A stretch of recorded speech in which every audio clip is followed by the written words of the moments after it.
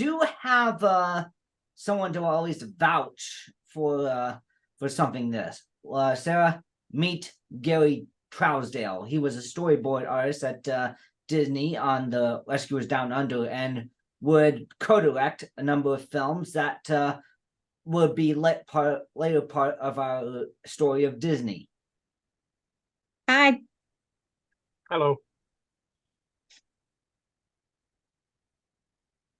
Okay, so Rescuers Down Under seems like a rather odd choice to be played in the club. I mean, it's like a sequel to kind of a middle of the road Disney film like Rescuers Down Under, Rescuers, and we have like the usual, and it has like the trappings of something that would come from the middle of the Dark Age type Disney stuff, and it would seem as though the whole thing would be a complete waste. However, I cannot skip this. I have to cover it. You want to know why?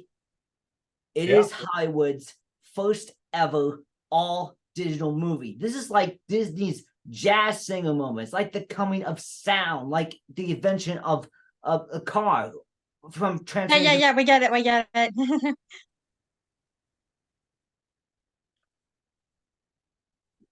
Well, I don't think it was it was envisioned from the start. The Rescuers Down Under would be, that's what they're gonna do this with. It's just kind of how things worked out.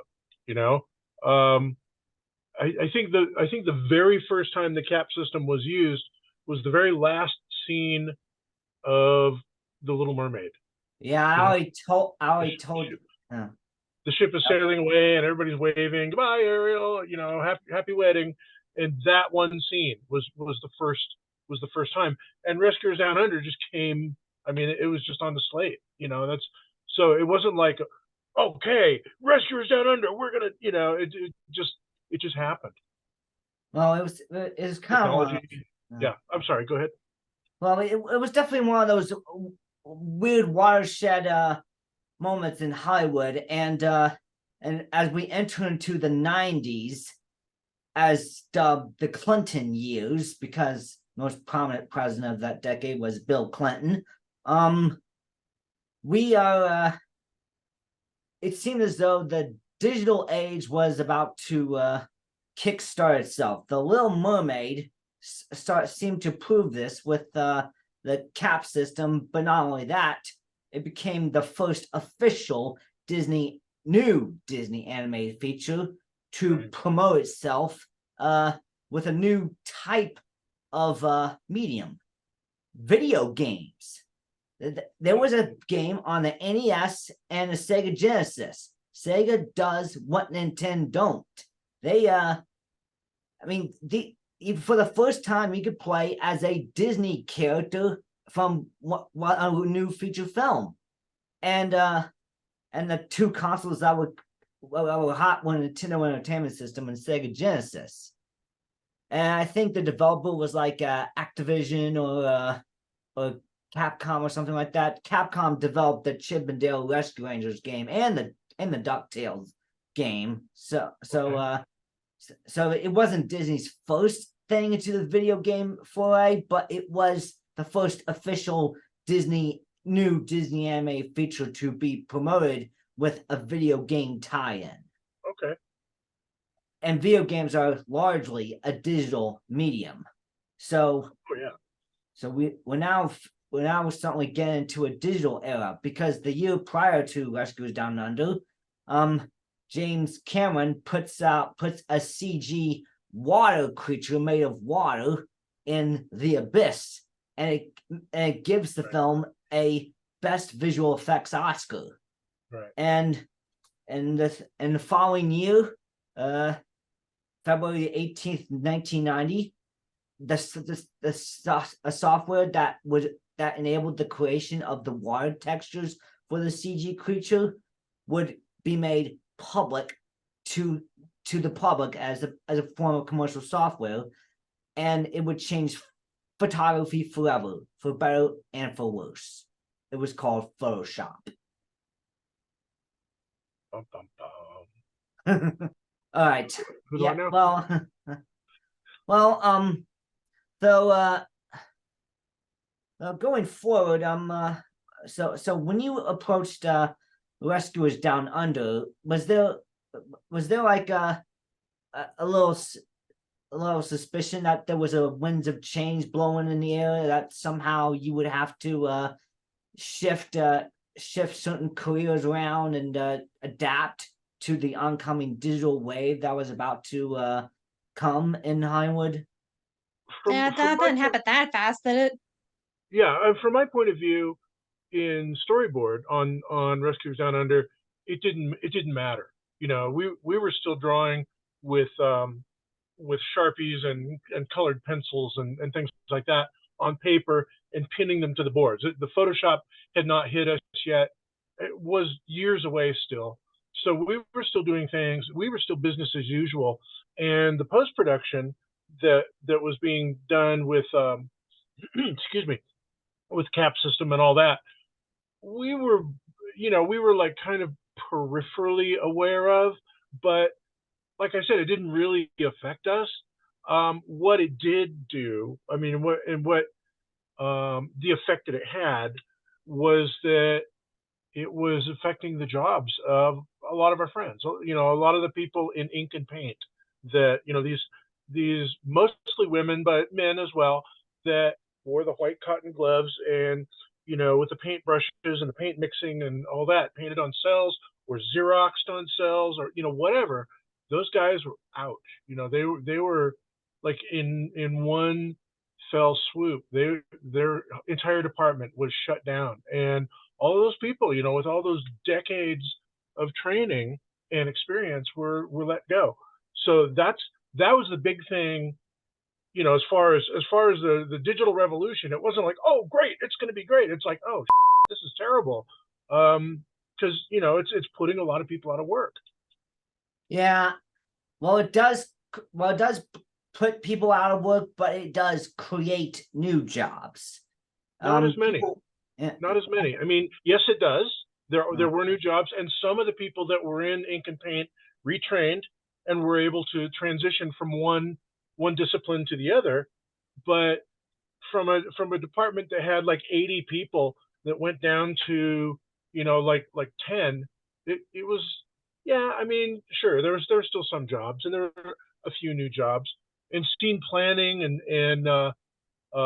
final check, and those were still okay. Those were still viable departments for a while, but you know, we could kind of, after a while, we could kind of see down the road if this, you know, if things get crazier, if this goes the way of John Lasseter's stuff up at Pixar, you know, those departments are going to go too.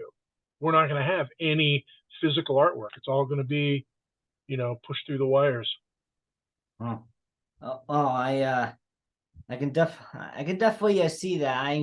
I'm witnessing people getting rather scared online because of the because of the AI revolution and stuff, and everyone's going crazy and stuff. And but I am learning how to use it myself. Which is good. I mean, that's rather than be afraid of it and fight against it. Learning to use it is the way to go, because it's not going to go away. It's not going to disappear just because I'm mad that there's a new program that does this. It's like, no, it's here. It's too late for that. You know, you got to learn how to use it. And, you know, if that's what you're doing, that's good.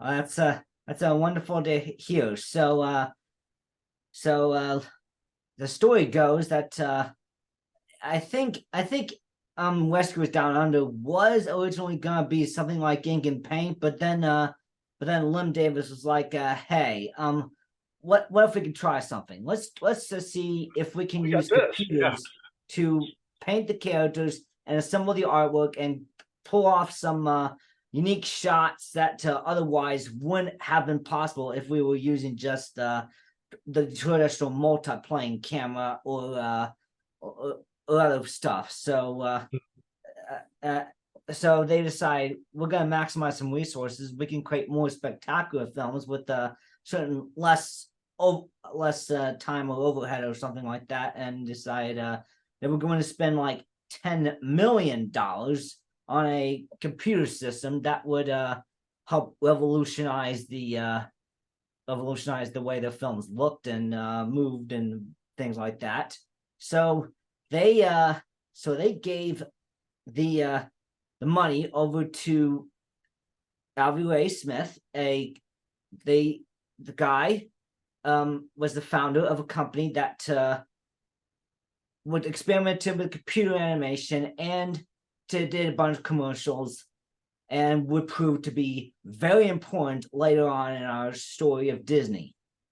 It was called Pixar. Yeah. The Pixar was an offshoot of Industrial Light and Magic, a visual effects company owned by Lucasfilm Ltd., makers of Star Wars and Indiana Jones. This also not only marks the first all-digital movie, but it also marks the first sequel Disney has ever done. This is like before animation studios would get addicted to sequels. But even back then, we were seeing a bunch of sequels being churned out. I mean, 1989 had like Ghostbusters 2 and Indiana Jones and the Last Crusade. That was the third one. And then there was like Revenge of the Nerds 2 or 3, Police Academy 1, 2, 3, 4. I don't know how many. Yeah, I mean there've been sequels all over you're talking about animated sequel though, right? Yeah, no one had done an official animated sequel before, and then Disney was like, we're gonna bump on the scene and actually make our first animated sequel, and they decided they were gonna target the Rescuers for some odd reason. Yeah, how did that came to be? Honestly, I don't know. I don't know the thinking of that, because to my mind, and I won't name names because you shouldn't, but to other people's minds as well, the first Rescuers was not the greatest Disney animated film. I mean, if you're going to do a sequel, I personally would have picked a bigger or more spectacular or more beloved film. Although the first Rescuers was fairly successful, it wasn't terribly exciting. It was like, okay, yeah, it's fine. It's that great Disney animation again, but oh, look at that. There's some alligators, but it wasn't. It wasn't. Wasn't Alice in Wonderland. It wasn't. It wasn't Bambi. It wasn't Pinocchio. It wasn't all these others. Which I don't know if you could do a sequel of those. Although God knows they try. But so why do a sequel? Why do a sequel at all? Of Rescuers. Don't know. Don't know why they picked it. At that time it was like, you've been reassigned. You're doing storyboard on Rescuers Down Under. I was like, okay, here I go. I'll go where they tell me, and that was my story on that. Yeah, and it's quite a whiplash to go from yesterday to Born in the USA, because yesterday was the 4th of July, to I Come from the Land Down Under, to this film, which is and this is not like, and the most popular program that's on Disney Plus right now isn't even made by Disney. It's actually made by an indie studio in Australia. Huh. Okay. It's Bluey. I don't have Disney Plus, so I don't watch Disney Plus, and I'm not aware of stuff that's going on there. This is Bandit. Yeah, do you still have like cable TV or something? What's that? Yeah, do you still have like cable channels or something? Yeah, I do. I just don't feel like giving Disney my money. It's okay. This is Bandit Hilo. This is Chili Hilo. This is Bluey Hilo. The stars. Yeah, we get it, Jordan. We get. I mean, what does this have to do with anything? Well, it might be Australia's most popular export, and the first thing I currently think of when I think of Australia right now. But then Rescuers Down Under might have been the first official animated feature to come out of something in America, or something getting popular in America, that had an Australian influence because it was set in Australia. Right. And Jordan, that countries do like movies of other countries. And yeah, I know. that has been normal. Yeah, so this is so oddly enough, a little bit interesting bit of trivia here. We have a couple of newcomers here. We have Bob Newhart coming back. We have Ava Gabor coming back to voice their respective characters. Now we have some newcomers.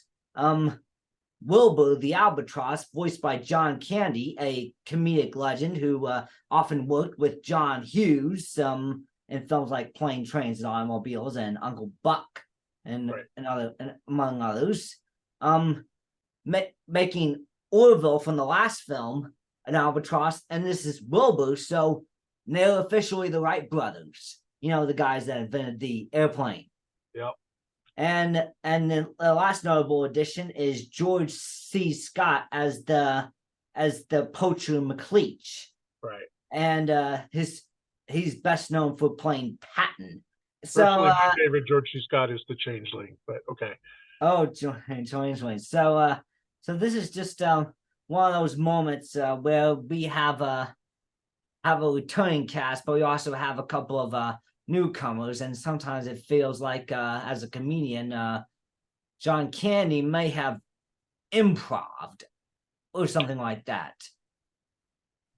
I think he probably did. Mike and Hendel, I think were open to that. I'm pretty sure Joe, who was the head of story at the time, Joe Rampt, I'm pretty sure he was open to that kind of thing. But honestly, I couldn't tell you what, because when the script got to us, they were already like kind of retrofitted from the dialogue session. So we weren't really aware or have any input on that kind of thing. We would suggest dialogue, and then they would write it. Then it would go to the recording session. Then it would come back to us to like, you change some stuff around. We had an idea, so we really weren't sure what the order of things was. If it was like the writers in the control booth going, oh, why don't we try this? Or whether it was the actor out in the recording room saying, hey, I got an idea, and trying something new. We just knew that, oh, this isn't quite the same. What do you have? What is that? Oh, check that out. Sarah's trotting alongside a Wait. Is that the Sarah? What the heck is that? I can't really tell what that is. Yeah, that's a plaster cast of a footprint. Oh, okay. Oh yeah. Okay. Well, that makes sense now. Okay, that's okay. I know I'm not as young as you used to be, but it's great to have you here because for my 100th anniversary of Disney, I'm trying to get in touch with everyone who is willing to commit and everyone who is still alive, who remembers working on the magic. On for rescuers or rescuers? No, on all of Disney. On anything. Yeah, he's talking about the general rules of the people he brings up here. Oh, I see. Yeah, fortunately I'm still alive. For now. Yeah. But yeah, I mean that's one of the things. Probably one of the things that makes sequels in animation hard is because they take so long to do. Sometimes we lose actors, in mid-production, so you don't always have the opportunity to have the same cast and have the same kind of dynamic and everything. Yeah, I can definitely know that. I have experienced loss before. It's even for a little brief moment, it seems apparent in this particular production. Cody don't have his dad, and neither and the giant eagle don't have her hubby. Yeah. just a little. Weirdly, she doesn't have a voice either. I know she doesn't have a voice. It's just it's just eagle sounds, eagle that sounds. sort of thing. All the other animals can talk, but she's yeah. It's like Pluto, It's like all the other ones, there's a duck and a mouse and a whatever the heck Goofy is, and Pluto can only bark. Well, I can tell you, even the trailer narrator was like Australia, mysterious, untamed. And it definitely is, because there are creatures You're out gonna repeat all these things. there are creatures out there that can really put the kibosh on you if you're not careful. That's just an exaggeration. Well, I know about the box jellyfish. If you swim in too dark in the wrong kind of waters, get stung by that, you're done. No, wait, I didn't understand the question or the. He's sidebarring. Have you Well, heard there of seemed the to be a question box there. jellyfish? It's a Oh, thing oh, off the oh, okay, coast I got of it. Australia. Box. I thought you said fox, and I was like, I don't get what does the fox Okay. have to do with this? Yeah. It's just Oh, I know what it is. Yeah. venomous creatures Big. on land and off the coast. Yeah. Everything wants to kill you. Yeah. I know. I mean, well, That was one of the things when we were doing research on Australia. You know, the Americans in Burbank, you know, in California, found out that the ratio of poisonous species to non-poisonous species is the exact opposite in the United States as it is in Australia. Because here it's about 10% of the species are poisonous and 90% are not, and there it's the opposite. oh man, now Yeah, everything wants to kill you. That's why it's one of the least populated countries Probably, yeah. on this Probably planet. that and the weather. Yeah. It's like, How long did it really how quick or how long did you really have just to get this movie finished because of the whole decision to use caps or the storyboard process? I mean, how long was there something like a scheduling thing? Oh, there was a schedule. There definitely was. I was on it, I mean, for less than a year. I mean, probably less than 6 months. And you know, the script by that time was already reasonably worked out, although they were still figuring some things out, and we were still chiming in with ideas, you know, to help kind of steer where we thought the story should go, or you know, what cool things should happen, or you know, whatever. But how long it took. The other thing to remember is Kirk Wise and myself, we were the first two kicked off of that production too.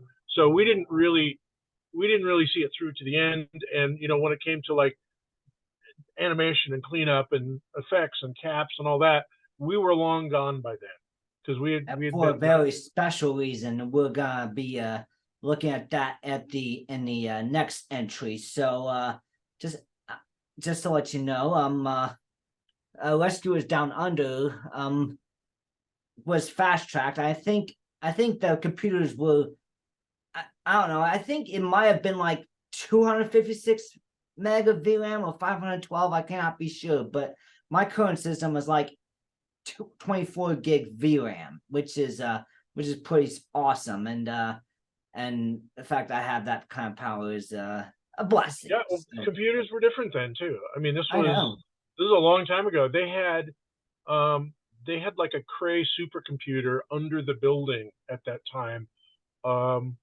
that Disney would get occasional visits from the Department of Defense, because they knew we had it, and they would come in and go, "So what are you doing here? You making rockets or something? You designing missiles? What are you doing?" And you know, Disney executives and ambassadors or whatever they were would take them through and go, "No, man, we're just doing cartoons. It just takes a lot of memory and a lot of horsepower to make cartoons." And they went away, but they would always come back, because yeah, once we went digital and once we started doing all this computer work, good God, it took a lot of computer juice. Oh yeah. Well, I mean, well, you think that's crazy? I mean, yeah. I mean, like during the pandemic, there was like a lot of juice was being used up in computers just because of crypto, and then that went kaput, and now computer juice is being used up because of AI, and now I'm learning that. So you might as well have been one of the first computer power users in Hollywood. Probably, and it was, like I said, it was a big computer back then, which you can, probably, you can do it on this now, but well, maybe not. That's an exaggeration, but you know what I mean. You could probably do it with a lot less. And they Oh, farm it. They have like render farms now where they would use like a whole bunch of computers, like people's desk computers. They would just like tap into them and use the power of like 50 or 60 computers, in a building at night. yeah. I So don't ask me any more technical than that because I don't know. But that's I know okay. that's I'm a rather technical person. I work in computers for a living, so so in terms of the Rescuers Down Under, when suddenly it ended up being a sequel to this film, yeah. so what are some things that got tossed out, and then some things that were versus the things that were kept in, like deleted scenes or things like Yeah, that. at least name a couple of examples, at least. One of the things that was tossed out was there was the notion and the desire to make Cody, the little boy, to make him, rather than a little white child, an Aboriginal child. A dark skin, a black kid, and we were all kind of excited about that. That would have been a big first for Disney, and the upper management said no. We don't want that. We don't want to be sending some kind of message that making the film about this rather than about these cute little mice. So we thought, what's the difference? What? Why not? But they didn't want to do that. So we ended up with a little blonde white boy, which okay, fine. We'll do the story. Gosh, other things. Now, how about something that you were able to keep into the movie? Well, one of the things that I had fun with, I guess it was an escape attempt, from all the animals in McLeish's compound. My personal favorite was Frillneck Frank, who just like ran around like a little maniac. So I got to have fun with him. I did a lot of storyboarding on Frank, and just got to go a little nuts with him, about how fun he was. And then the other thing I can think of, it was it. Okay, you're gonna have to correct me because now I'm confused. It was Wilbur, right? Or was it Orville? Well, no, it was actually Wilbur in this film. Wilbur. Okay, so John Candy. So he goes through all this aerial acrobatics, and when he lands, and he's going to help him with the luggage. He picks up a suitcase that's like this big and throws his back out. Right. So that was, he was supposed to just go, oh, ow, my back. But we really pushed it, and the way I did it, because that was my storyboard sequence. And back then, styrofoam cups were kind of a different formula. They weren't so soft. They were like kind of brittle and crunchy. And I guess it was a formula that, the environmental, governmental department of the environment said change the mixture so it was softer. But back then it was kind of crunchy. And so I was pitching the storyboard with what appeared to be a cup of coffee in my hands, right? I would like pretend to take a sip out of it, and then I'm pitching the board on a big board, with paper, and I've got a pointer, and I got to that part where he picks up the little suitcase, and I crunched it, and it made the best crackling back sound that you've ever heard, and it broke everybody up. And so they said, yeah, we got to make his back like virtually break in this. So that was a sound effect during the presentation helped to boost the gag. Yeah, it definitely works because people like you who craft out the overall story for how something like this is gonna turn out is crucial to sometimes to how people receive or at least reject. And apparently unfortunately this is one of those points where the public wasn't exactly ready for like a middle of the road animated sequel to something that wasn't like the greatest. So I thought you said the movie flopped because there was a lack of publicity. yes, so there was a lack of publicity. I'll tell you how it went. So Jeffrey Katzenberg, who was the head of the feature film at that time, he gives a call to one of the directors of the film. He was like, hey, Mike Gabriel, and yeah, what up? And he's like, listen, we made only $5 million in the first week and it's over. I was like, and he was like, what? Why? I mean, and then and he was like, and Dave Photography says, I pulled the marketing. What? I can't. He's telling me you pulled the marketing for this film, and this was rather rough on him. I mean, he kind of started to cry over the phone. I mean, I don't know how that guy would have reacted to this, but this is Yeah, I like probably your could have reacted the boss. same. I know you, friend.